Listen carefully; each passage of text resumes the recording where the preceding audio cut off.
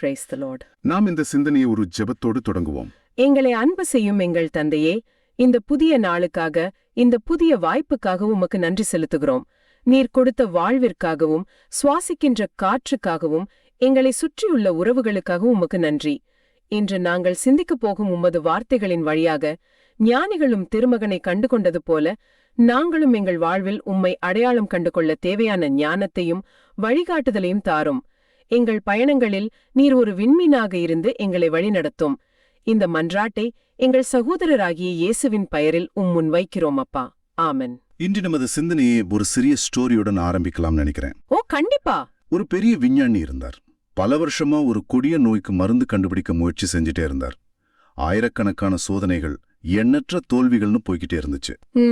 ஒரு நாள் இரவு ரொம்ப சோர்வா அவரோட ஆய்வகத்துல உட்கார்ந்து பழைய குறிப்புகளை சும்மா புரட்டி பார்த்துட்டு இருந்தார். அப்போ பல மாசத்துக்கு முன்னாடி இது ஒரு தவறான முடிவுன்னு அவர் ஒதுக்கி வச்ச ஒரு சோதனை முடிவு அவர் கண்ணில் பட்டுச்சு. ஆனா இந்த முறை வேற மாதிரி தோணிருக்குமே. அதேதான். இந்த முறை ஏதோ ஒரு புதிய வெளிச்சத்துல அது அவருக்கு புரிஞ்சது. அது ஒரு தவறில்ல, அது ஒரு புதிய பாதைக்கான திறவுகோள்னு உணர்ந்தார். அந்த ஒரு சின்ன குறிப்பை பின்தொடர்ந்து போய் கடைசியில அந்த நோய்க்கான மருந்தை கண்டுபிடிச்சிட்டார். ஒரு சிறிய குறிப்பு, ஒரு புதிய வெளிச்சம், ஒரு மாபெரும் கண்டுபிடிப்பு. அருமையான தொடக்கம். ஆமாம், அது போலதான் ஞானிகளோட பயணமும் இருந்துச்சு. ஒரு விண்மீன், அது அவங்களுக்கு ஒரு சின்ன குறிப்பு. அந்த ஒளியை பின்தொடர்ந்து அவங்க ஒரு மாபெரும் உண்மையை கண்டுகொண்டார்கள். சரி, இன்னைக்கு ஆண்டவரின் திருக்காட்சி பெருவிழாவான இந்த நாள்ல கடவுள் தன்னை எப்படி இந்த உலகிற்கு வெளிப்படுத்தினார், அந்த வெளிப்பாட்டோட ஆழமான அர்த்தம் என்னங்கிறத பத்தி நாம கொஞ்சம் ஆழமா சிந்திக்க போறோம். ஆம், இறைவாக்கினர் எசாயா புத்தகம், அப்புறம் திருப்பாடல் 72, எபேசியருக்கு எழுதிய திருமுகம், கடைசியா மத்தேயு நற்செய்தி. ஓ, திருத்தந்தை பிரான்சிஸ் அவரோட சிந்தனையும் பார்க்க போறோம் இல்லையா? ஆமாம், அதையும் பார்க்கவிருக்கிறோம். இந்த விழாவோட மையச் செய்தியே என்னன்னா, கடவுளோட மீட்பு ஒரு குறிப்பிட்ட மக்களுக்கு மட்டும் இல்ல, அது எல்லா இனத்தவருக்கும், உண்மையை தேடுற ஒவ்வொருத்தருக்குமானதுதான். சரி, இந்த நிகழ்வு நடக்கிறதுக்கு பல நூறு வருஷத்துக்கு முன்னாடியே இதுக்கான ஒரு வாக்குறுதி, ஒரு எதிர்பார்ப்பு பழைய ஏற்பாட்டுல விதைக்கப்பட்டிருந்துச்சு. அதை முதல்ல பார்ப்போம். இறைவாக்கினர் எசாயாவோட வாசகம் ஒரு அற்புதமான கட்டளையோட தொடங்குது. எருசலேமே எழு, ஒளி வீசு, உன் ஒளி தோன்றியுள்ளது, ஆண்டவரின் மாட்சி உன்மேல் உதித்துள்ளது. இது எவ்வளவு ஆச்சரியமான ஒரு கட்டளை. ஆமா, நொந்து போய் உட்கார கூட தெம்பில்லாத ஒருத்தர்கிட்ட போய் எழுந்து ஓடுன்னு சொல்ற மாதிரி இல்லையா இது? இங்கதான் ஒரு ஆழமான இறையல் உண்மை இருக்கு. இறைவாக்கினர் உனக்குள்ள இருக்கிற ஒளிய வச்சு ஒளி வீசுன்னு சொல்லல. ஓ, அதுக்கு பதிலா உன் ஒளி தோன்றியுள்ளதுன்னு சொல்றார். அதாவது அந்த ஒளி உனக்கு சொந்தமானதில்ல, அது எங்கிருந்து வருது? ஆண்டவரின் மாட்சி உன்மேல் உதித்துள்ளது. இதான் முக்கியமான வரி. ஆமா, சந்திரன் எப்படி தானா ஒளிராதோ, சூரியனோட ஒளிய வாங்கி பிரதிபலிக்குதோ, அதே மாதிரி ஆண்டவருங்கிற பெரிய சூரியனோட மகிமை உன்மேல உதிப்பதால நீ இருட்டுல ஒளிர போற. அப்போ இது அவங்க பழத்தை பத்தின செய்தி இல்ல? இல்லவே இல்ல. இது உன்மேல உதிக்க போற கடவுளோட பழத்தை பத்தின செய்தி.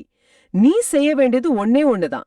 அந்த அவநம்பிக்கை, துக்கம், இயலாமைங்கிற படுக்கையிலிருந்து எழுந்து நிக்கணும். அவ்வளவுதான். மீதி வேலையை ஆண்டவரோட மாட்சி பார்த்துக்கும். அருமை. அதாவது நம்ம தகுதியின்னைய பார்த்து முடங்கிடாம ஆண்டவரோட தகுதியை பார்த்து நம்ம எழுந்து நிக்கணும். சரியா சொன்னீங்க. 2ஆம் வசனம் இந்த ஒளியோட முக்கியத்துவத்தை இன்னும் ஆழமா சொல்லுது. இதோ இருள் பூ உலகை மூடும், காரிருள் மக்களினங்களை கவ்வும், ஆண்டவரோ உன்மீது எழுந்தருள்வார், அவரின் மாட்சி உன்மீது தோன்றும். உலகமே இருட்டுல இருந்தாலும் நீ மட்டும் ஒரு கலங்கர விளக்க மாதிரி பிரகாசிப்பான்னு சொல்ற மாதிரி இருக்கு. மிகச்சரியா சொன்னீங்க. இது நம்ம தனிப்பட்ட கிறிஸ்தவ வாழ்க்கைக்கும் ரொம்பவே பொருந்தும். சில நேரங்கள்ல நம்மள சுத்தி பார்க்கும்போது எல்லாமே இருட்டா தெரியலாம். ஆமா, பிரச்சனைகள், நோய்கள், தோல்விகள். ஆமா, இந்த மாதிரி காரிருள் நம்மள சூழ்ந்திருக்கும் போது நம்மால எப்படி மத்தவங்களுக்கு ஒளியா இருக்க முடியும்னு நாம நினைக்கலாம். ஆனா இந்த வாசகம் என்ன சொல்லுது? இருள் அதிகமா இருக்கும்போதுதான் ஒரு சின்ன ஒளியோட மதிப்பு அதிகமா தெரியும். சரிலாம். அந்த ஒளி நமக்குள்ள இருக்கிற கிறிஸ்துவோட பிரசன்னம்தான். நம்ம பலவீனத்துக்கு மத்தியிலையும் ஆண்டவரோட மாட்சி நம்ம கிட்ட வெளிப்படும் போது நாம இருட்டுல தவிக்கிற மத்தவங்களுக்கு வழிகாட்டுற கருவிய மாறுறோம். சரி, இந்த ஒளி எழுந்து நின்னு பிரகாசிக்க ஆரம்பிக்குது. அடுத்து என்ன நடக்கும்? 3வது வசனம் அந்த ஒளியோட ஈர்ப்பு விசைய பத்தி பேசுது. பிற இனத்தார் உன் ஒளி நோக்கி வருவர், மன்னர் உன் உதய கதிர் நோக்கி நடைபோடுவர். இது அந்த காலத்துல எவ்வளவு ஒரு புரட்சிகரமான சிந்தனை தெரியுமா? ஆமா, எனக்கு அதான் தோணுச்சு. புரட்சிகரமான சிந்தனை மட்டும் இல்ல, அது அவங்களோட நம்பிக்கையோட அடித்தளத்தையே மாத்தின ஒரு இறைவாக்கு. அது வரைக்கும் இஸ்ரேல் மக்கள் மீட்புங்கிறது தங்களுக்கு மட்டும்தான ஒரு சின்ன வட்டத்துக்குள்ளே யோசிச்சுட்டு இருந்தாங்க. ஓ. ஆனா எசாயா இங்க கடவுளோட திட்டத்தோட முழு பரிமாணத்தையும் காட்டுறாரு. கடவுளோட மீட்பு ஒரு குறிப்பிட்ட இனத்துக்கு மட்டும் இல்ல, அது உலகத்துல இருக்கிற எல்லா மக்களுக்குமானது. அந்த ஒளியோட ஈர்ப்பு சக்தி அவ்வளவு உறுதியானதுன்னு சொல்றாரு. ஆமா, சாதாரண மக்கள் மட்டும் இல்ல, அதிகாரம் படைச்ச மன்னர்கள் கூட உன்னை தேடி உன் உதய கதிர் நோக்கி வருவாங்கன்னு சொல்றார். இது ஆன்மீகத்தோட ஈர்ப்பு உலக அதிகாரத்தையும் செல்வத்தையும் விட வலிமையானதுன்னு காட்டுது. இந்த நிகழ்வோட உணர்ச்சி பூர்வமான உச்சக்கட்டத்தை 4வது வசனத்துல பார்க்க முடியுது. உன் கண்களை உயர்த்தி உன்னை சுற்றிப்பார். அவர்கள் அனைவரும் ஒருங்கே திரண்டு உன்னிடம் வருகின்றனர். தொலையிலிருந்து உன் புதல்வர் வருவர், உன் புதல்வியர் தோளில் தூக்கி வரப்படுவர். ஆமா, இந்த வரிகளை கேட்கும்போதே மனசுக்குள்ள ஒரு நெகிழ்ச்சியான காட்சி விரியுது. இது வெறும் கூட்டம் சேர்றதில்ல, இல்லவே இல்ல. இது சிதறிப்போன ஒரு குடும்பம் திரும்ப ஒண்ணு சேர்றத பத்தினது. அடிமைத்தனத்தால உலகத்தோட பல இடங்களுக்கும் பிள்ளைகள் விற்கப்பட்டாங்க, குடும்பங்கள் பிரிக்கப்பட்டுச்சு. பல வருஷமா தாம் மகன் எங்க இருக்கான், மகன் எப்படி இருக்கான்னு தெரியாம தவிச்ச பெற்றோருக்கு இந்த வார்த்தைகள் எவ்வளவு பெரிய ஆறுதலா இருந்திருக்கும். நிச்சயமா, தொலைவில் இருந்து உன் பிள்ளைகள் வருவாங்க, அதுவும் பலவீனமான உன் பெண் பிள்ளைகளை அன்போட தோள்ல தூக்கிக்கிட்டு வருவாங்கன்னு சொல்லும்போது அது கடவுளோட பாதுகாப்பையும் கரிசனையும் காட்டுது. இது ஒரு பெரிய ஹோம் கமிங் நிகழ்வு. கடவுள் தன் சிதறுண்ட பிள்ளைகளை திரும்பவும் அரவணைச்சுக்கிறார். ஆமா, தன் அன்பான கரங்களுக்குள்ள அரவணைச்சுக்கிறார். இந்த ஒன்றிணைப்பை பார்க்கும்போது அந்த மக்களோட இதயத்துல என்ன உணர்வு ஏற்படும்னு 5வது வசனம் அழகா சொல்லுது. அப்பொழுது நீ அதை கண்டு அகமகிழ்வாய், உன் இதயம் வியந்து விம்மும். அந்த இதயம் வியந்து விம்மும்ங்கிற வார்த்தை பிரயோகம் ரொம்ப ஆழமானது. ஆமா, அது வெறும் சந்தோஷம் இல்ல, ஆனந்த கண்ணீரோட நன்றியோட இதயம் நிரம்பி வழியறல குறிக்குது. சரிதான். ஆனா அதோட அந்த வசனம் முடியல. தொடர்ந்து கடலின் திரண்ட செல்வம் உன்னிடம் கொணரப்படும், பிற இனத்தார் சொத்துகள் உன்னை வந்தடையும்னு சொல்லப்பட்டிருக்கு. இதை எப்படி புரிஞ்சுக்கிறது? இது பொருளாசையை தூண்டுற மாதிரி இல்லையா? இது ஒரு முக்கியமான கேள்வி. இத இன்னைய உலக பார்வையோட பார்த்தா ஒரு நாட்டை கொள்ளையளிக்கிற மாதிரி தோணலாம். ஆனா டாமார் சூழல்ல இதோட அர்த்தம் முற்றிலும் வேற. அப்படியா? ஆமா, பிற இனத்தார் எருசலேம் மேல உதிச்சிருக்கிற ஆண்டவரோட மாட்சியை கண்டு வியந்து பயந்து தாங்களாவே மனமு தங்களோட சிறந்த காணிக்கைகளை கொண்டு கடவுளை மகிமைப்படுத்துவாங்கங்கிறது தான் இதோட பொருள். ஓ, அப்ப இது போர் செஞ்சு கைப்பற்றின செல்வம் இல்ல. இல்ல, இது வழிபாட்டுக்காக அர்ப்பணிக்கப்படுற செல்வம். அவங்க தங்களோட செல்வத்தை கொண்டு வர்றது மூலமா உங்க கடவுளே உண்மையான கடவுள்னு ஒப்புக்குறாங்க. அப்போ என்ன மாதிரியான காணிக்கைகளை கொண்டு வருவாங்கன்றதுதான் 6வது வசனம் ஒரு சித்திர மாதிரி விவரிக்குது, சரிதானே? மிகச் சரியா. ஒட்டகங்களின் பெருந்திரல் உன்னை நிரப்பும், மிதியான் ஏப்பா ஆகியவற்றின் இளம் ஒட்டகங்கள் வந்து சேரும். சேப்பா நாட்டினர் யாவரும் பொன் நறுமணப் பொருள் ஏந்தி வருவர். ஆமா, மிதியான் ஏப்பா சேபா இதெல்லாம் அந்த காலத்துல அரேபியாவுல வாணிபத்துக்கு போன இடங்கள். அங்கிருந்து ஒட்டக கூட்டங்கள் பொன்னையும் நறுமண பொருட்களையும் ஏந்திக்கிட்டு வர்றதா எசாயா பாக்குறார். இந்த இறைவாட்டு பல நூற்றாண்டுக்கு பிறகு. ஆமா, பல நூற்றாண்டுகளுக்கு பிறகு குழந்தை இயேசுவை காண கிழக்கிலிருந்து வந்த 3 ஞானிகள் நிகழ்வுல எவ்வளவு அழகா நிறைவேறிச்சுன்னு நாம திருக்காட்சி பெருவிழாவுல கொண்டாடுறோம். அவங்க கொண்டு வந்த பொன்னும் தூபவர்க்கமும். ஆமா, பொன் இயேசுவோட அரசத்தன்மையையும் தூபம் அவரோட இறைத்தன்மையையும் குறிக்கிறதா நாம தியானிக்கிறோம். ரொம்ப முக்கியமா அந்த வசனத்தோட கடைசி வரிதான் எல்லாத்துக்கும் முத்தாய்ப்பா அமையுது. அவர்கள் ஆண்டவரின் புகழை எடுத்துரைப்பார். கரெக்ட். கொண்டு வர்ற பொண்ணோ பொருளோ முக்கியம் இல்ல, அதை கொண்டு வர்றதோட நோக்கம்தான் முக்கியம். அந்த நோக்கம் ஆண்டவரோட புகழ பறைசாற்றுவது. அதுதான் மையப்புள்ளி. ஆமா, அவங்களோட காணிக்கை வெறும் பொருள் இல்ல, அதுவே ஒரு வழிபாடா ஒரு சாட்சியமா மாறுது. உலகத்துல இருக்கிற வெவ்வேறு இனத்தைச் சேர்ந்த மக்கள் தங்களோட கலாச்சாரத்தோட மிக உயர்ந்த சீசவ கொண்டு ஒரே கடவுளை ஒரே குரல்ல புகழ்ந்து பாடுற ஒரு அற்புதமான காட்சியே எசாயா இங்க நமக்கு தீட்டி காட்டுறார். இந்த ஆழமான பார்வையிலிருந்து இன்னைக்கு திருக்காட்சி பெருவிழாவை கொண்டாடுற நமக்கு என்ன செய்தி கிடைக்குது? அன்னைக்கு இறைவாக்கினர் பேசின அந்த புதிய எருசலேம் இன்னைக்கு யாரு? அது திருச்சபையாகிய நாம் தான். கிறிஸ்துவே நம்ம மேல உதிச்ச ஒளி. அவரே நம்ம மாட்சி. இந்த வாசகத்துல சொன்ன மாதிரியே இன்னைக்கும் உலகம் பலவிதமான இருட்டுல மூழ்கி இருக்கு. போர், வறுமை, அநீதி, வெறுப்பு, நம்பிக்கையின்மைன்னு எங்க பார்த்தாலும் இருட்டுதான். இந்த இருட்டுக்கு நடுவுல ஆமா, இந்த இருட்டுக்கு நடுவுல கிறிஸ்துவோட ஒளிய பிரதிபலிக்கிற கலங்கரை விளக்கங்களா இருக்க வேண்டிய கடமை நமக்கும் திருச்சபைக்கும் இருக்கு. நாமளும் எழுந்து ஒளி வீச அழைக்கப்படுறோம். அப்போ நாம ஆண்டவருக்கு கொண்டு வர வேண்டிய காணிக்கைகள் என்ன? ஞானிகளை போல நம்மள பொன்னையும் தூபத்தையும் கொண்டு வர முடியாம இருக்கலாம். ஆனா அதைவிட மேலான காணிக்கைகளை நம்மால நிச்சயமா கொடுக்க முடியும். நம்மளோட நேரம், நம்ம திறமைகள், நம்ம பிறரன்பு பணிகள், பிறரை மன்னிக்கிற குணம், உண்மைய தைரியமா பேசுறது. இது எல்லாம் தான் நாம ஆண்டவருக்கு செலுத்துற இந்த காலத்தோட பொன்னும் தூப வர்க்கமும். மிக சரியா. நாம நம்ம திறமைகளை பயன்படுத்தி இறைவனோட புகழ பறைசாற்றும் போது நாம சேஃபா நாட்டினரை போல மாறுறோம். நம்ம அன்பான செயல்கள் மூலமா கிறிஸ்துவோட ஒளிய மத்தவங்களுக்கு பிரதிபலிக்கும் போது நாம புதிய எருசலேமா மாறுறோம். ஆகருக்கு இந்த வாசகம் நமக்கு 2 கட்டளைகளை தருது. ஒன்னு, நம்ம சொந்த பிரச்சனைகள், பலவீனங்கள்ங்கிற இருளை பார்த்து முடங்கிடாம நம்மில் பிரகாசிக்கிற கிறிஸ்துவோட ஒளியை கண்டு அதுக்காக எழுந்து நிக்கணும். ஆமா. 2வது, அந்த ஒளியை நமக்குள்ளேயே பூட்டி வச்சுக்காம நம்ம வாழ்வின் மூலமா அதை இருட்டுல இருக்கிற மத்தவங்களோட பகிர்ந்துக்கணும். அதுதான் திருக்காட்சி பெருவிழாவோட உண்மையான கொண்டாட்டம். இந்த எதிர்பார்ப்பை பதிலுரை பாடலான திருப்பாடல் 72 இன்னும் ஆழமாக்குது. வசனங்கள் 1 மற்றும் 2 இப்படி சொல்லுது: கடவுளே, அரசர்க்கு உமது நீதி தீர்ப்பை வழங்கும் ஆற்றலை அளியும்.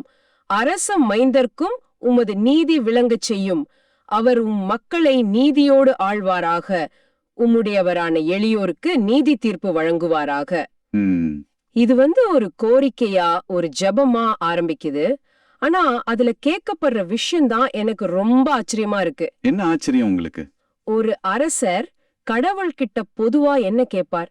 எதிரிகளை ஜெயிக்க சக்தி கேட்பார், நாட்டு கருவூலம் நிறைய செல்வம் கேட்பார், இல்லனா நீண்ட ஆயுள் கேட்பார். ஆமா. ஆனா இங்க இந்த அரசர் கேக்குறது உமது நீதி தீர்ப்பை வழங்கும் ஆற்றலை அளியும் அப்படின்னு. இது ரொம்ப வித்தியாசமா இல்லையா? கரெக்ட். தன்னோட சொந்த ஞானத்தையோ பலத்தையோ நம்பாம கடவுளோட நீதிய கேக்குறார். மிக அருமையான ஒரு பார்வை. இதுதான் இந்த திருப்பாடலோட அஸ்திவாரம். அதாவது மனித நீதிக்கும் இறை நீதிக்கும் பெரிய வித்தியாசம் இருக்கு. ஆமா. மனித நீதி சூழ்நிலைக்கு ஏத்த மாதிரி மாறலாம், வெறுப்புகளால பாதிக்கப்படலாம். ஆனா இறை நீதி அப்படி இல்ல. அது முழுமையானது, பட்சபாதமற்றது. அந்த நீதியை தான் இந்த அரசர் தான் ஆட்சிக்கு அடிப்படையா கேட்கிறாரு. சரி. திருவிவிலி அறிஞர்கள் இந்த திருப்பாடல் அரசர் சாலமோனுக்காக எழுதப்பட்டிருக்கலான்னு சொல்றாங்க. அவரும் கடவுள்கிட்ட ஞானத்தை தான் கேட்டாரு. அந்த ஞானத்தோட வெளிப்பாடுதான் இந்த நீதி. அதுலயும் குறிப்பா அந்த நீதி யாருக்காக கேட்கப்படுதுங்கிறது தான் இன்னும் ஆழமான விஷயம். ஆமா. உம்முடையவரான எளியோருக்கு நீதி தீர்ப்பு வழங்குவாராக. அதிகாரம் இருக்கிறவங்களுக்கோ செல்வந்தர்களுக்கோ இல்ல. யாருக்கு குரல் இல்லையோ, யாரு சமுதாயத்துல ஒடுக்கப்பட்டிருக்காங்களோ அவங்களுக்காக கடவுளின் நீதியை கேட்கிறாரு. இது ஒரு ஆட்சியாளனோட மிக முக்கியமான பண்பு இல்லையா? நிச்சயமா. ஒரு ஆட்சியின் தரம் அது அந்த சமுதாயத்தின் வலிமை குறைந்த மக்களை எப்படி நடத்துகிறது என்பதை பொறுத்துதான் இருக்கு. இந்த அரசர் அந்த எளியோர உம்முடையவர், அதாவது கடவுளுக்கே சொந்தமானவர்கள்னு சொல்றார். அவங்களுக்கு அநீதி இழைப்பது கடவுளுக்கே அநீதி இழைப்பது போல. ஓ. அதனாலதான் அவரோட முதல் முன்னுரிமை அந்த எளியோரை பாதுகாப்பது. இப்படிப்பட்ட ஒரு நீதியான ஆட்சியோட விளைவு எப்படி இருக்கும்னு அடுத்த பகுதி ரொம்ப அழகா விளக்குது. ஆமா. அடுத்ததா வசனங்கள் 7 மற்றும் 8க்கு வருவோம். அவர் காலத்தில் நீதி தழைத்தோங்குவதாக, நிலா உள்ள வரையில் மிகுந்த சமாதானம் நிலவுவதாக. ஒரு கடலிலிருந்து அடுத்த கடல் வரை அவர் ஆட்சி செய்வார். பேராற்றிலிருந்து உலகின் எல்லை வரை அவர் அரசாழ்வார். எனக்கு இதுல நீதிக்கும் சமாதானத்துக்கும் இருக்கிற தொடர்பு ரொம்ப பிடிச்சிருக்கு. நீதி தழைத்தோங்கிறதுனால சமாதானம் நிலவுது. சரியா சொன்னீங்க. இது ஒரு ஆழமான இறையியல் உண்மை. பல நேரங்கள்ல நாம சமாதானம் வேணும்னு மட்டும் ஆசைப்படுறோம். ஆனா அநீதி இருக்கிற இடத்துல உண்மையான சமாதானம் இருக்கவே முடியாது. கரெக்ட். அது ஒரு அமைதி மாதிரி தெரியும், ஆனா உள்ளுக்குள்ள எரிமலை குமுறிட்டு இருக்கும்.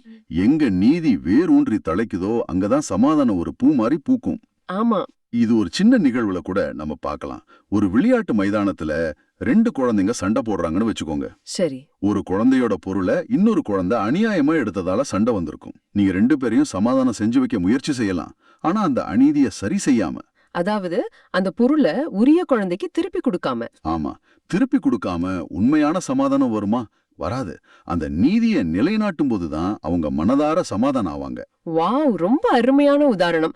அதோட இந்த சமாதானம் தற்காலிகமானது இல்ல, நிலா உள்ள வரையில் அப்படின்னு சொல்லப்பட்டிருக்கு. ஆமா, அதாவது காலத்துக்கும் நிலைத்து நிற்கக்கூடிய ஒரு சமாதானம். ஒரு போர் நிறுத்தம் மாதிரி இல்லாம ஒரு நிரந்தரமான அமைதி. இது எந்த ஒரு மனித அரசரால சாத்தியம்? அதுதான் முக்கியமான கேள்வி. அதோட அடுத்த வரியையும் பாருங்க. ஒரு கடலிலிருந்து அடுத்த கடல் வரை, உலகின் எல்லை வரை அவர் அரசாழ்வார். ஆமா, அன்றைய இஸ்ரேல் மக்களுக்கு அவங்க அறிந்த உலகத்தோட எல்லைகள் அதுதான். மத்திய தரைக்கடலிலிருந்து செங்கடல் வரை, யூப்ரேடிஸ் நதியிலிருந்து எகிப்தின் எல்லை வரை. ஓஹோ, இது ஒரு உலகளாவிய ஆட்சியை குறிக்குது. இப்படிப்பட்ட எல்லையில்லாத, காலத்தால் அழியாத சமாதான ஆட்சியை எந்த மனித அரசராலும் கொடுக்க முடியாது. நிச்சயமா முடியாது. இதனாலதான் கிறிஸ்தவ மரபு இந்த திருப்பாடலை ஒரு சாதாரண அரசருக்கான பாடலா மட்டும் பார்க்காம வரவிருக்கும் மெஸ்ஸியா, அதாவது சமாதானத்தின் அதிபதியான இயேசு கிறிஸ்துவை சுட்டிக்காட்டும் ஒரு ஆழமான இறைவாக்கா பாக்குது. அப்போ இந்த திருப்பாடல் சாலமோன் என்ற ஒரு குறிப்பிட்ட அரசருக்காக எழுதப்பட்டிருந்தாலும் அதோட வார்த்தைகள் அவரை தாண்டி ஒரு பெரிய இறை உண்மைய, அதாவது இயேசுவின் அரசை பற்றி பேசுதுன்னு சொல்றீங்க. ஆமா, அத பற்றி பேசுது. சரி, இப்படிப்பட்ட ஒரு நீதியும் சமாதானமும் நிறைந்த ஒரு அரசரை பற்றி கேள்விப்படும்போது சுத்தி இருக்கிற மற்ற நாடுகளோட பிரதிகரணம் எப்படி இருக்கும்? அடுத்த பகுதிக்கு போலாமா? ஆமா, இந்த அரசரோட புகழ் எப்படி பரவுதுன்னு 10-11 வசனங்கள் சொல்லுது. தர்ஷீசு அரசர்களும் தீவுகளின் அரசர்களும் காணிக்கைகளை கொண்டு வருவார்கள். சேபாவிலும் செபாவிலும் உள்ள அரசர்கள் நன்கொடைகளை கொண்டு தருவார்கள். எல்லா அரசர்களும் அவர் முன் தரைமட்டும் தாழ்ந்து வணங்குவார்கள். எல்லா இனத்தவரும் அவருக்கு ஊழியம் செய்வார்கள். இதுல வர இந்த ஊர் பேர்கள் எனக்கு ரொம்ப சுவாரஸ்யமா இருக்கு. தர்ஷீசு, சேபா, இதெல்லாம் எங்க இருக்கு? சும்மா பக்கத்து ஊர்களா? நல்ல கேள்வி. இதுதான் இந்த வசனங்களுக்கு ஆழம் சேர்க்குது. அன்றைய மக்களுக்கு தர்ஷீசு அப்படிங்கிறது ஸ்பெயின் நாட்டுல இருந்த ஒரு துறைமுக நகரம். ஓ, ஸ்பெயினா? ஆமா, அதுதான் அவங்க அறிந்த உலகத்தோட மேற்கு எல்லையா இருந்துச்சு. சேபா அப்படிங்கிறது இன்றைய ஏமன் அல்லது எத்தியோப்பியா பகுதியை குறிக்குது.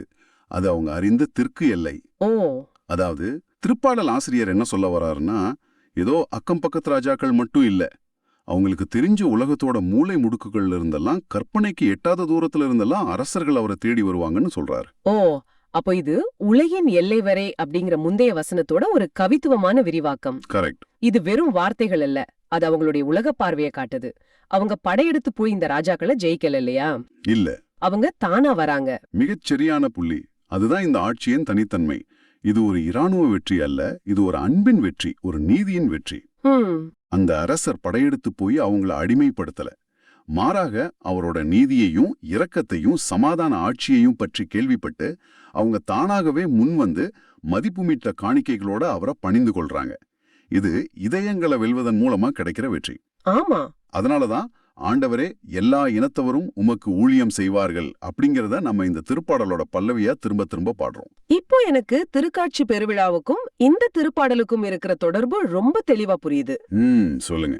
அன்னை மரியாவுக்கும் புனித யோசேப்புக்கும் பிறந்த குழந்தை இயேசுவை பார்க்க வந்த ஞானிகள் அவங்க யூதர்கள் இல்ல. ஆமா, அவங்க கிழக்கிலிருந்து தூர தேசத்திலிருந்து வந்த பிற இனத்தவர்கள். அவங்க ஒரு நட்சத்திரத்தை பின்தொடர்ந்து காணிக்கைகளோட வந்து அந்த குழந்தைய வணங்குறாங்க. இந்த திருப்பாடலோட இறைவாக்கு அந்த நிகழ்வுல அப்படியே நிறைவேறுது. மிக அருமையா இணைத்தீர்கள். அந்த ஞானிகளின் வருகைதான் இயேசு ஒரு குறிப்பிட்ட இனத்துக்கு மட்டும் சொந்தமானவர் இல்ல, அவர் எல்லா இனத்தவருக்குமான மீட்பர். ஆமா, எல்லா அரசர்களுக்கும் மேலான அரசர் என்பதை இந்த உலகத்துக்கு வெளிப்படுத்தின நிகழ்வு. எல்லா இனத்தவரும் அவருக்கு ஊழியம் செய்வார்கள் என்ற வாக்கு அங்கே நிறைவேற தொடங்குது. சரி, இப்போ ஒரு முக்கியமான கேள்விக்கு வருவோம். என்ன கேள்வி? ஏன், எதுக்காக இந்த உலகத்தின் ராஜாக்கள் எல்லாம் அவரை தேடி வரணும்? அவரோட ராணுவ பலம் இல்ல, நான் பின்ன என்னதான் அவங்கள அப்படி இருக்குது? அதுக்கான பதிலத்தான் கடைசி 2 வசனங்கள் ரொம்ப ஆழமா சொல்லுது. ஒரு ஆட்சியாளனோட உண்மையான பெருமையும் பலமும் எதுல இருக்குன்னு இந்த வசனங்கள் நமக்கு காட்டுது. ஆமாம், 12 மற்றும் 13வது வசனங்கள் தான் இந்த முழு திருப்பாடலின் இதயம்னு சொல்லலாம். அது சொல்லுது, தம்மை நோக்கி மன்றாடும் ஏழைகளையும் திக்கற்ற எளியோரையும் அவர் விடுவிப்பார். வறியோர் ஏழைகள் மீது அவர் இரக்கம் காட்டுவார். ஏழைகளின் உயிரை காப்பாற்றுவார். எனக்கு இதுல ஒரு பெரிய முரண் தெரியுது. உலகத்தின் பார்வையில ஒரு ராஜாவோட பலம், அவரோட படைகள், அவரோட செல்வம். ஆனா இங்க இந்த ராஜாவோட பலமே பலவீனமானவங்க மேல அவர் காட்டுற இரக்கத்துல தான் இருக்குன்னு சொல்லப்படுது. இது ஒரு தலைகீழான பார்வை இல்லையா? முற்றிலும். இதுதான் இறையாட்சியின் பண்பு. அது உலகத்தின் மதிப்பீடுகளை தலைகீழாக புரட்டி போடும். இந்த அரசரோட தகுதியே அவரோட இரக்க குணம்தான்.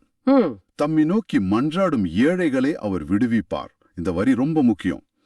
யாருக்கு உதவி தேவைப்படுதோ, யாரு தங்களோட இயலாமையை உணர்ந்து கடவுளை நோக்கி மன்றாடுறாங்களோ அவங்களுக்கு இந்த அரசர் செவி சாய்க்கிறார். ஆமா, அவர் வறியோர் ஏழைகள் மீது அதிகாரம் செலுத்துறவர் இல்ல, அவங்க மேல இரக்கம் காட்டுறார்.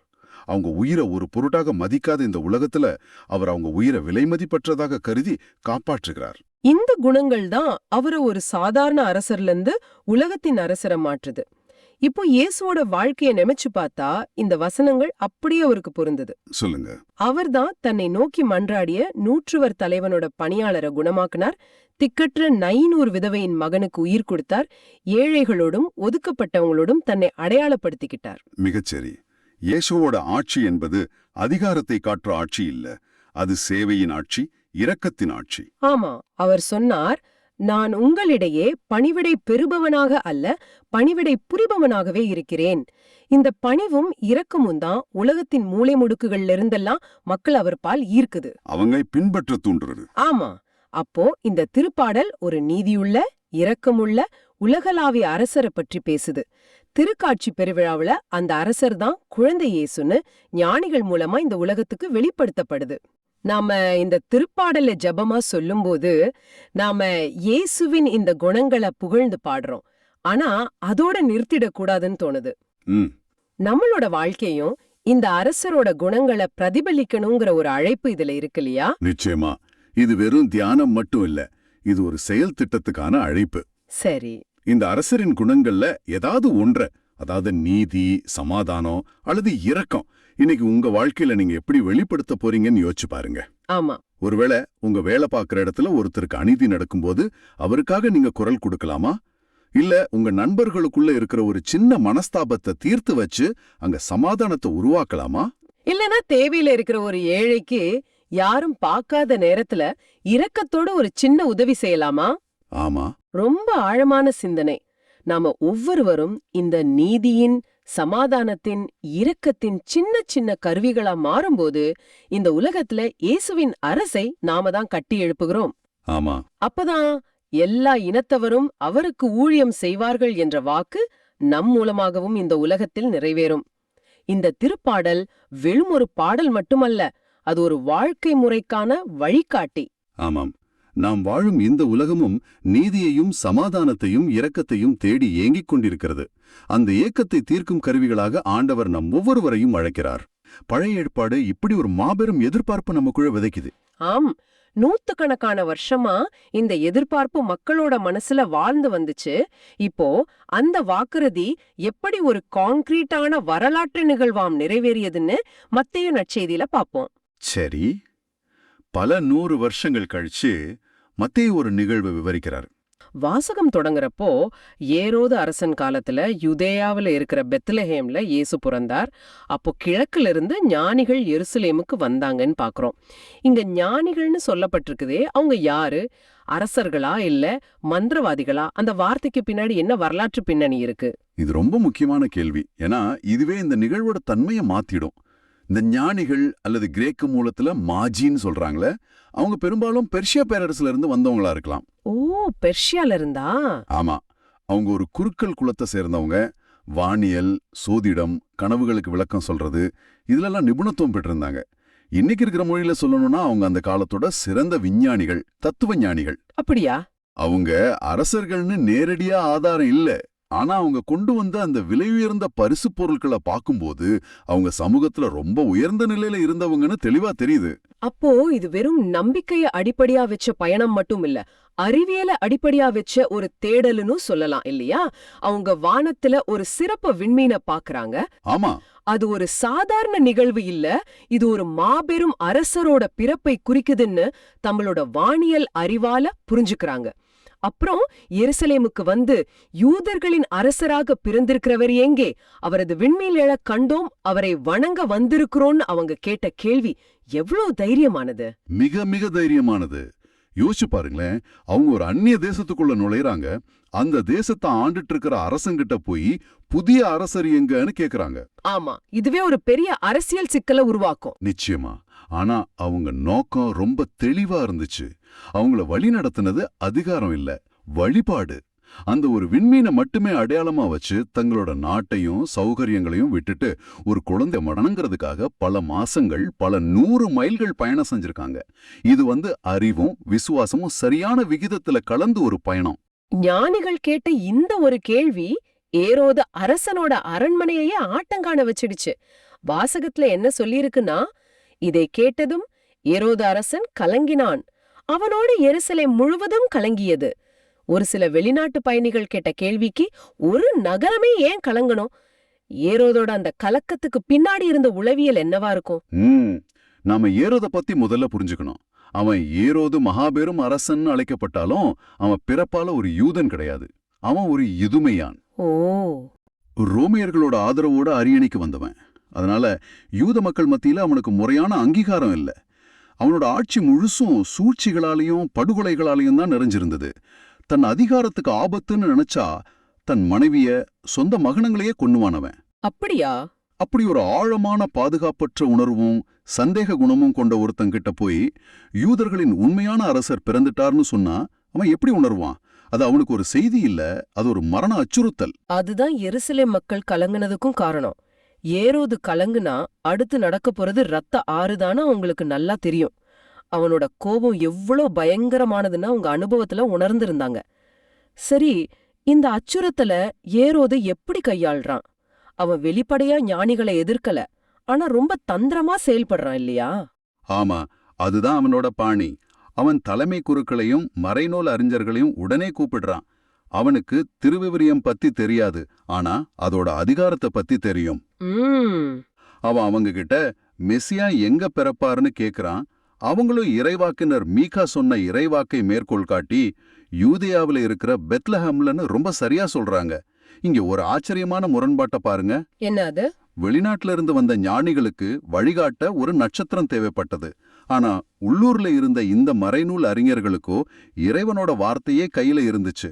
இடம், ஊர் எல்லாமே அவங்களுக்கு தெரிஞ்சிருந்தது. ஆனா அவங்க அந்த இடத்த நோக்கி ஒரு அடி கூட எடுத்து வைக்கல. கரெக்ட். அறிவு இருந்துச்சு, ஆனா செயல் இல்ல. எவ்ளோ பெரிய சோகம் அது! உண்மைய கையில வச்சுக்கிட்டே அதை தேடாம இருக்கிறது. இந்த தகவலை வச்சுக்கிட்டு ஏரோது அடுத்து என்ன செய்யறான்? ஞானிகளை தனியா அழைச்சு பேசுறான். அந்த சந்திப்பு எவ்வளவு தந்திரமா வடிவமைக்கப்பட்டிருக்கு! மிக மிக தந்திரமா. அவன் ஞானிகளை தனியா கூப்பிட்டு விண்மீன் தோன்றின காலத்தை பத்தி துல்லியமா தெரிஞ்சுக்கிறான். இத வச்சு குழந்தையின் வயசை கணக்கிட முயற்சி செய்றான். சரி. அப்புறம் அவங்கள பெத்லஹேமுக்கு அனுப்பி நீங்களும் போய் குழந்தைய பத்தி திட்டவட்டமா கேட்டு எனக்கு சொல்லுங்க, அப்போ நானும் போய் அந்த குழந்தைய வணங்குவேன்னு சொல்றான். எவ்வளோ பெரிய நடிப்பு பாருங்க! நானும் போய் வணங்குவேங்கிற வார்த்தைகளுக்கு பின்னாடி நான் போய் கொல்வேங்கிற கொடூரமான எண்ணம் மறைஞ்சிருக்கு.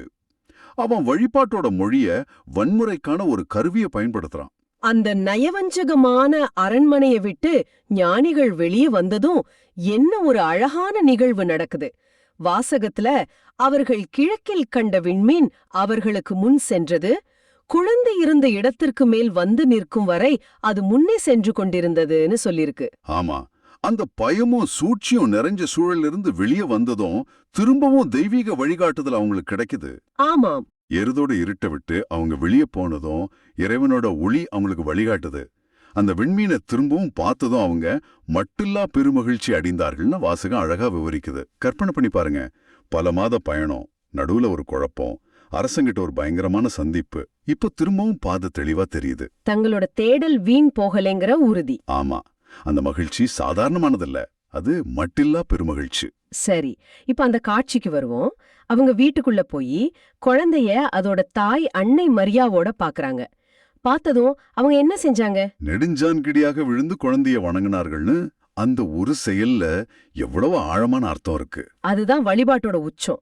அவங்க அறிஞர்கள், உயர்ந்த நிலையில இருக்கிறவங்க. ஆனா ஒரு எளிய வீட்ல ஒரு ஏழ்மையான தாயோட மடியில இருக்கிற ஒரு குழந்தைக்கு முன்னாடி தங்களோட பெருமைகள், பட்டங்கள், அறிவு எல்லாத்தையும் மறந்து தரையில விழுந்து வணங்குறாங்க. இதுதான் உண்மையான தாழ்ச்சி. ஆமா, உண்மையான ஆராதனைங்கிறது இதுதான்.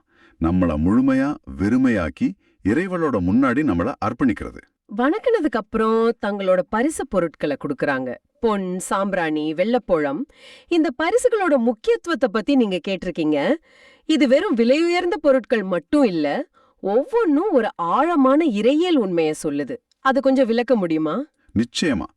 இந்த பரிசுகள் தற்செயலா தேர்ந்தெடுக்கப்பட்டதில்ல.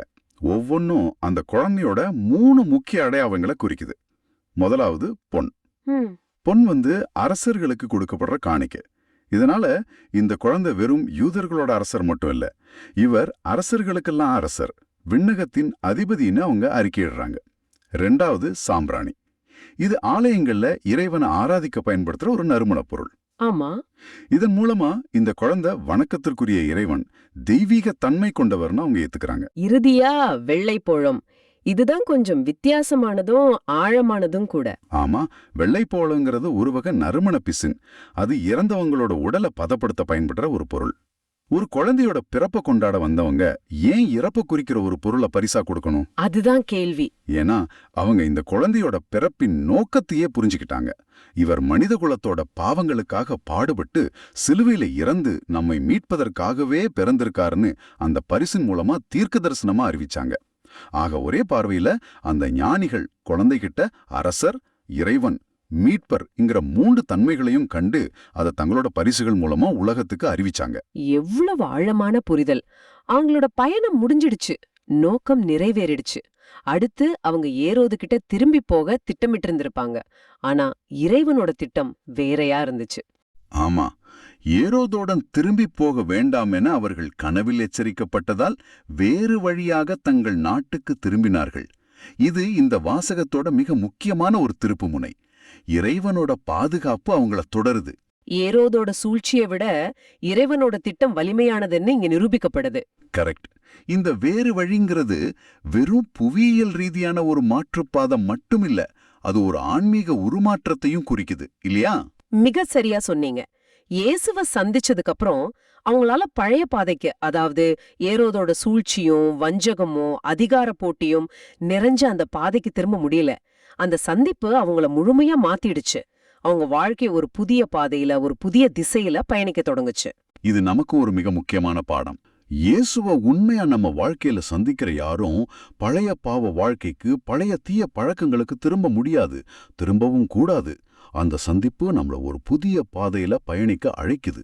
ஞானிகளோட வாழ்க்கை அதுக்கு ஒரு சிறந்த எடுத்துக்காட்டு. ஆக இந்த வாசகத்தை ஆழமா பார்க்கும்போது இது வெறும் ஞானிகளோட பயண நிகழ்வு மட்டும் இல்ல, இது உண்மையான தேடலுக்கும் போலியான அதிகாரத்துக்கும் நடுவுல நடக்கிற ஒரு போராட்டம். அறிவும் விசுவாசமும் எப்படி ஒன்றிணைந்து செயல்படணுங்கிறதுக்கு ஒரு பாடம். உண்மையான வழிபாடுனா என்ன, இறைவனை சந்திச்சதுக்கு அப்புறம் நம்ம வாழ்க்கையில என்ன மாற்றம் நிகழணுங்கிறதுக்கான ஒரு வழிகாட்டி. இந்த நிகழ்வுல 3 விதமான மனிதர்களை பார்க்கிறோம். ஞானிகள் வானத்துல ஒரு அடையாளத்தை கண்டு அதை முழுமையா நம்பி தங்களோட வசதியான வாழ்க்கையை விட்டுட்டு உண்மையை தேடி புறப்பட்டாங்க. ஏரோது தன் இதயத்தில் இருந்த பயத்தையும் அதிகார ஆசையையும் பின்பற்றி உண்மையை கொல்ல துணிஞ்சான். மறைநூல் அறிஞர்கள் தங்களோட கைகள்ல இருந்த திருவிவிலிய சுருள்களை பின்தொடர்ந்தாங்க. ஆனா உண்மையை நோக்கி ஒரு அடி கூட எடுத்து வைக்கல. ஆமா, நம்மளோட வாழ்க்கையில நாம எதை உண்மையா தேடுறோம்? ஞானிகளைப் போல நிலைவாழ்வை தர்ற இறைவனையா? ஏரோது போல பதவி, அதிகார மாதிரி உலக காரியங்களையா? நம்மள வழிநடத்துற விண்மீன்களை, அதாவது இறைவனோட அடையாளங்களை நம்ம வாழ்க்கையில நாம கண்டுகொள்றோமா இல்ல அதை புறக்கணிக்கிறோமா? மிக முக்கியமா இயேசுவன் நற்கருணையிலையும் திருவிவிலியத்திலையும் பிற அன்பு பணிகளையும் சந்திச்சதுக்கு அப்புறம் ஞானிகளைப் போல வேறு வழியா ஒரு புதிய மனிதரா நம்ம பயணிக்கிறோமா இல்ல மீண்டும் பழைய பாவப்பாதைக்கு திரும்புறோமா? இதை சிந்திச்சு பாருங்க.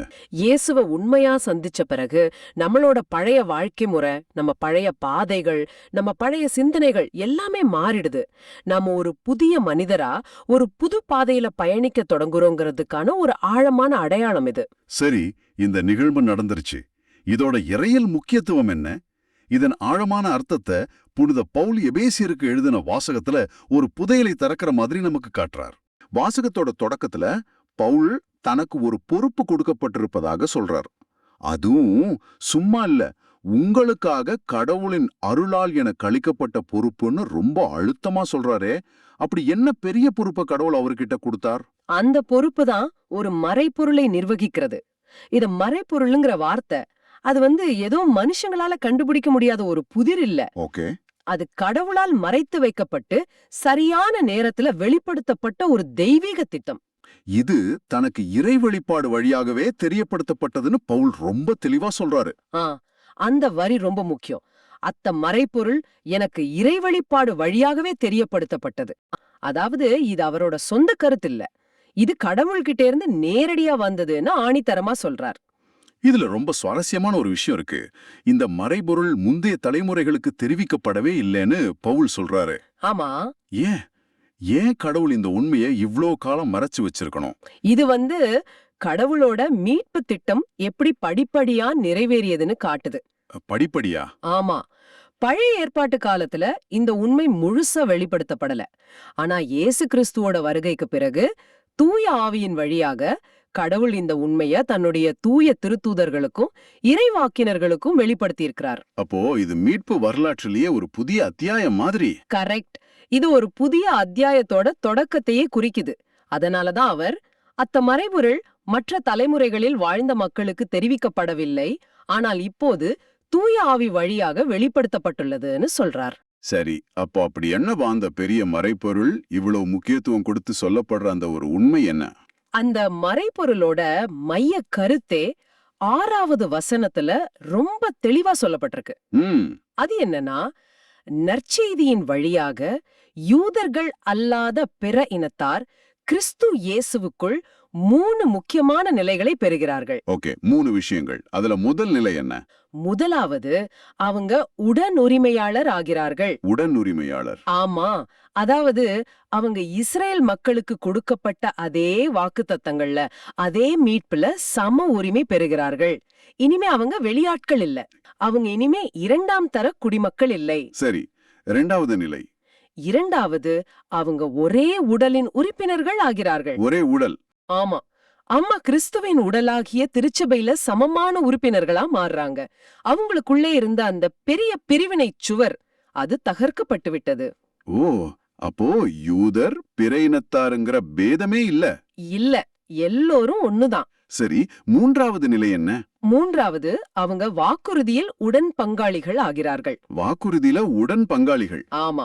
கடவுள் கொடுத்த அத்தனை வாக்குறுதிகளுக்கும், அதாவது ஆபிரகாமுக்கு கொடுத்த வாக்குறுதிகள், இறைவாக்கினர்கள் மூலமா கொடுத்த வாக்குறுதிகள், அது எல்லாத்துக்கும் அவங்களும் இப்போ உடன் பங்காளிகளாகிட்டாங்க. அப்போ இது இப்படி சொல்லலாமா? ஒரு வீட்டுக்கு விருந்தாளியா அழைக்கப்படுறது வேற, ஆமா, ஆனா அந்த வீட்டின் உரிமை பத்திரத்திலேயே நம்ம பேரும் சேர்க்கப்படுறது வேற. அருமையான ஒப்பீடு. கடவுள் பிற இனத்தார வெறும் விருந்தாளிகளா கூப்பிடல, அந்த மீட்புங்கிற வீட்டின் உரிமையாளர்களாகவே மாத்திருக்கார். நிஜமாவே இது ஒரு மிகப்பெரிய மாற்றம். நம்மளோட நம்பிக்கை அது ஒரு குறிப்பிட்ட இனத்துக்கோ மொழிக்கோ நாட்டுக்கோ சொந்தமானது இல்ல, அது உலகளாவியதுங்கிறதுக்கு இந்த மறைபொருளோட வெளிப்பாடே ஒரு அசைக்க முடியாத சான்றா இருக்கு இல்லையா? கண்டிப்பா. இப்போ ஒரு முக்கியமான கேள்விக்கு வருவோம். சரி, கடவுளோட குடும்பத்துல எந்த பாகுபாடும் இல்லன்னு இந்த மறைப்பொருள் நமக்கு ரொம்ப தெளிவா காட்டுது. ஆமா. அப்படியானால் நம்ம அன்றாட வாழ்வுல, நம்ம சமூகத்துல, நம்ம குடும்பங்கள்ல நாம யாரையாவது பிற இனத்தார் போல, அதாவது வெளியாட்கள் போல நடத்துறோமான்னு கொஞ்சம் சிரிச்சு பார்க்கலாமா? இது ரொம்ப முக்கியமான கேள்வி. கடவுள் உடைத்தெறிந்த அந்த பிரிவினை சுவர்களை நாமே திரும்பவும் கட்டுறோமா? இந்த மறைப்பொருளோட முழு அர்த்தத்தையும் நம்ம வாழ்க்கையில நாம வாழ்ந்து காட்டுறோமா? ஆமா, அவர் இத ஒரு மறைப்பொருள்னு சொல்றாரு. கிறிஸ்துவை பற்றிய இந்த மறைப்பொருள் முந்திய தலைமுறையினருக்கு வெளிப்படுத்தப்படவில்லை, ஆனால் இப்போது தூய ஆவியாரால் ஏகோ திருத்தூதருக்கும் இறைவாக்கினருக்கும் வெளிப்படுத்தப்பட்டுள்ளதுன்னு சொல்றாரு. அதாவது கடவுள் ஒரு பெரிய ரகசியத்தை ரொம்ப காலமா வச்சிருந்து இப்போ அத உடைச்சிருக்காரு. அந்த மாபெரும் ரகசியம், அந்த மறைபொருள் என்ன? புனித பவுலே அதை தெளிவா விளக்குறாரு. நற்செய்தியின் வழியாக பிற இனத்தார் கிறிஸ்து இயேசுவின் மூலம் உடனுரிமையாளராகின்றனர், ஒரே உடலின் உறுப்பினராகின்றனர், வாக்குறுதியில் பங்கு கொள்பவர் ஆகின்றனர். இந்த 3 வார்த்தைகளும் ரொம்ப முக்கியமானது. உடனுரிமையாளர், ஒரே உடலின் உறுப்பினர், வாக்குறுதியில் பங்கு கொள்பவர். ஆமா, அதாவது அதுவரைக்கும் இஸ்ரேல் மக்களுக்கு மட்டும் சொந்தமானதுன்னு கருதப்பட்ட மீட்பு இப்போ எல்லாருக்கும் பொதுவானதாயிடுச்சு. யூதர், கிரேக்கர், கிழக்கத்தியார்னு எந்த வேறுபாடும் இல்ல. அந்த ஞானிகள் பிற இனத்தார் சார்பா வந்த முதல் கனிகள். அவங்களோட பயணம் உண்மையை தேடுற ஒவ்வொரு ஆன்மாவோட பயணத்தையும் குறிக்குது. இதனாலதான் திருச்சபை கத்தோலிக்க திருச்சபைன்னு அழைக்கப்படுது. கத்தோலிக்கம்ன்ற கிரேக்க சொல்லுக்கு பொதுவான, உலகளாவியன்னு அர்த்தம். இந்த விழா 3 அரசர்களை பத்தின ஒரு அழகான நிகழ்வு மட்டும் இல்ல. அதுக்கும் மேல. ஆமாம், இது கடவுளோட மீட்பு திட்டம் உலக மக்கள் எல்லாருக்கும் உரியதுன்னு பறைசாற்ற ஒரு மிக முக்கியமான தியாலஜிக்கல் அடித்தளம். இந்த சிந்தனைகளை எல்லாம் நம்மளோட இன்றைய நாளுக்கு பொருத்தமா திருத்தந்தை பிரான்சிஸ் அவங்களோட வார்த்தைகள் நமக்கு உதவுது. அவர் ஒரு முறை இந்த திருநாள்ல பேசும்போது, சகோதர சகோதரிகளே, ஞானிகளைப் போல நமது இதயங்களை அமைதியின்மைக்கு திறப்போம், நமது பயணத்தை தொடர தைரியத்தை கேட்கும், வழிபாத்தில் முடிப்போம்னு சொன்னார். இதயங்களை அமைதியின்மைக்கு திறப்போம். என்ன ஒரு ஆழமான வார்த்தை. நம்ம பொதுவா அமைதியைத்தானே தேடுவோம். ஆமா, ஆனா திருத்தந்தை ஒரு விதமான புனிதமான அமைதியின்மைய, ஒரு தேடல நமக்குள்ள வச்சுக்க சொல்றாரு. ஞானிகளோட உள்ளத்துல ஒரு அமைதியற்ற தேடல் இருந்துச்சு. அந்த விண்மீன் எங்க கொண்டு செல்லும்னு தெரியாது, ஆனா அந்த தேடல் தான் அவங்களை இயேசுகிட்ட கொண்டு சேர்த்தது. அப்படியென்றால் நம்மளோட வசதியான வாழ்க்கையிலேயோ எல்லாம் எனக்கு தெரியுங்கிற மனப்பான்மையிலேயோ தேங்கிடாம, கடவுளே நீர் எங்க இருக்கிறீர், என் வாழ்வில உம்முடைய பிரசன்னத்தை நான் எப்படி உணர்றதுன்னு ஒரு ஏக்கத்தோட வாழணும்னு அவர் அழைக்கிறார். இது உங்களுக்கும் எனக்கும் விடுக்கப்படுற ஒரு நேரடி சவால். அந்த விசுவாச பயணத்துக்கு 2 விஷயங்கள் தேவைன்னு திருத்தந்தை சொல்றாரு. 1, தைரியம். ஆமா, நாட்டையே விட்டு வந்திருக்காங்க. ஆமா, தங்களோட நாட்டையும் வீடுகளையும் வசதிகளையும் விட்டுட்டு ஒரு விண்மீனை நம்பி புறப்பட ஒரு பெரிய தைரியம் வேணும். நம்மளோட வசதியான வட்டங்களை விட்டு வெளியேற அந்த தைரியம் நமக்கு இருக்கா? 2வது, மனத்தாழ்மை. அவங்க மாபெரும் ஞானிகளாவும் அரசர்களாவும் இருந்தும் ஒரு சின்ன குழந்தைக்கு முன்னாடி பணிந்து நெடுஞ்சாங்கிடையா விழுந்து வணங்குனாங்க. கடவுளுக்கு முன்னாடி நம்மள தாழ்த்துற அந்த மனத்தாழ்மை நமக்கு தேவை.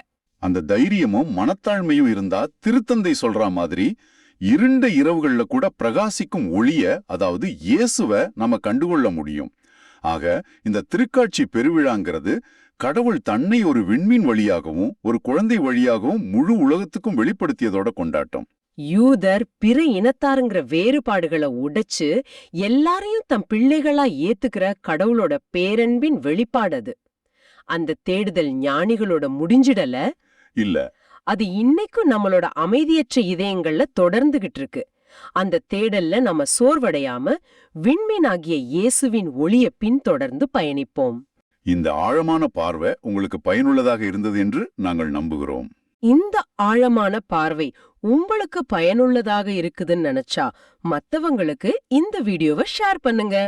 நற்செய்தியின் தூதராக இறையாட்சியை எடுத்துரைங்க. நன்றி. மீண்டும் நாளை சந்திப்போம். இயேசுவுக்கே புகழ், அன்னை மரியே வாழ்க. இயேசுவுக்கே புகழ், அன்னை மரியே வாழ்க.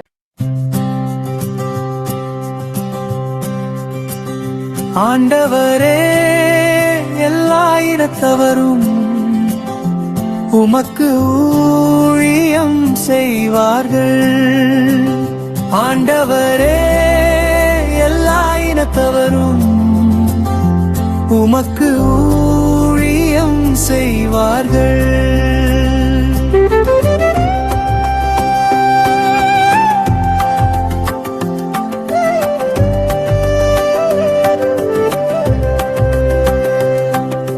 கடவுளே, அரசருக்கு உமது நீதி தீர்ப்பை வழங்கும் ஆற்றலை அழியும் அரசமைந்தரிடம் உமது நீதி விளங்கச் செய்யும்.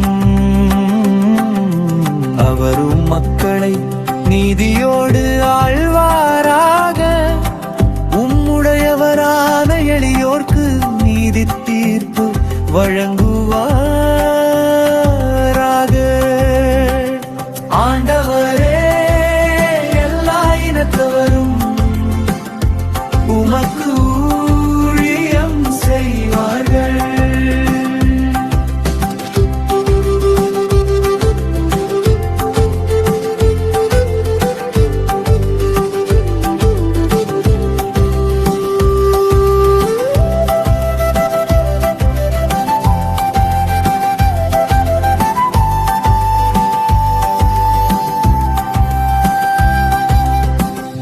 அவர் காலத்தில் நீதி தழைத்தோங்குவதாக, நிலா உள்ள வரையில் மிகுந்த சமாதானம் நிலவுவதாக. ஒரு கடலில் இருந்து அடுத்த கடல் வரைக்கும் அவர் ஆட்சி செலுத்துவார். பேராற்றிலில் இருந்து உலகின் எல்லை வரைக்கும் அவர் அரசாழ்வார். ஆண்டவரே, எல்லா இனத்தவரும் உமக்கு ஊழியம் செய்வார்கள்.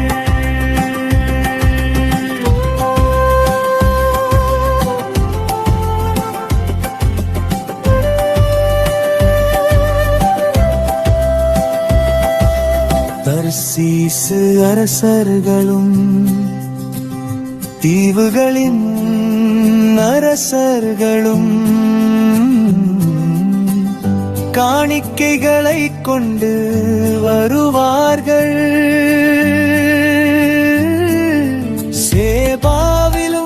செபாவிலும் உள்ள அரசர்கள் நன்கொடைகளை கொண்டு வருவார்கள்.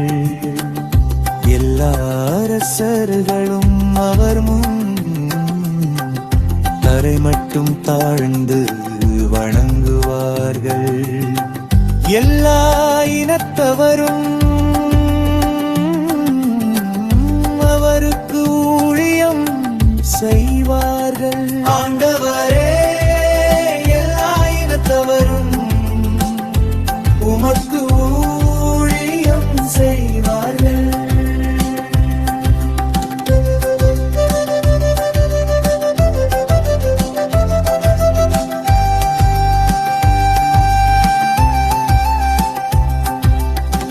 தம்மை நோக்கி மன்றாடும் ஏழைகளையும் திக்கற்ற எளியோரையும் அவர் விடுவிப்பாரா. வறியோர்க்கும் ஏழைக்கும் அவர் இரக்கம் காட்டுவார். ஏழைகளின் உயிரை காப்பாற்றுவார். ஆண்டவரே, எல்லா இனத்தவரும் உமக்கு